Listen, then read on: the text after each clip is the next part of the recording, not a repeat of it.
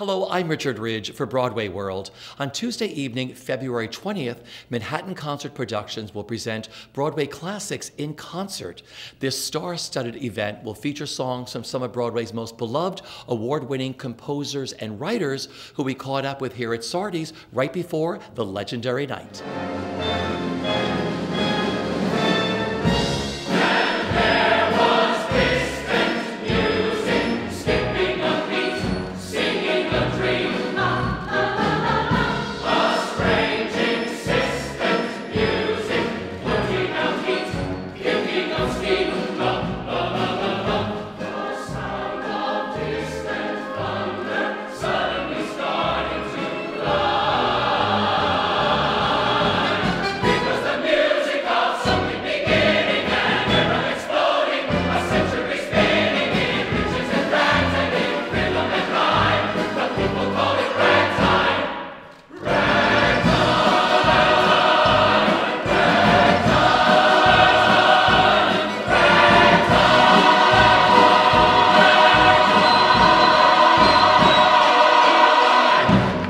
Writing of Ragtime, it was actually, we auditioned to get the job.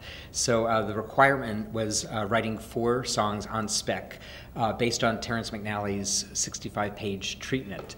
So Lynn and I counted the number of days we had to write. It was very intensive writing, but it was a piece that I had loved for years and years. And I loved the style of music. I loved that it was about large American themes.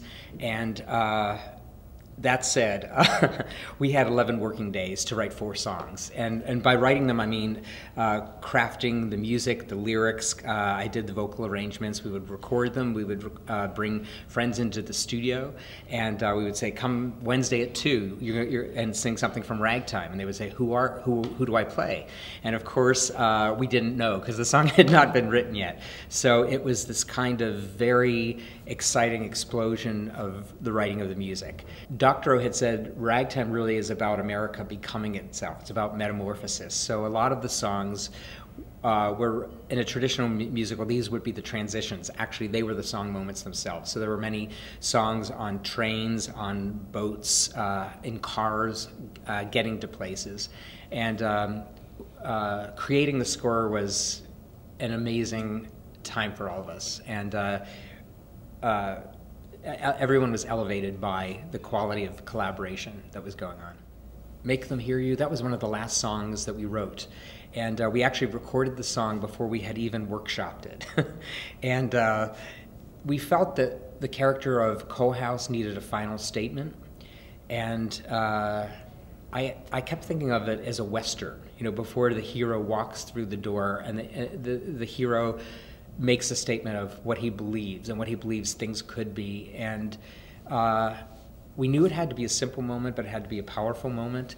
And the fact that so many different groups have seen themselves in that song, it's out of all the songs we've written, that's one of the few that's actually had a life. It was sung for the Nobel Peace Day. It was sung for Nelson Mandela Day by Aretha Franklin. Aretha was singing it about Dr. King.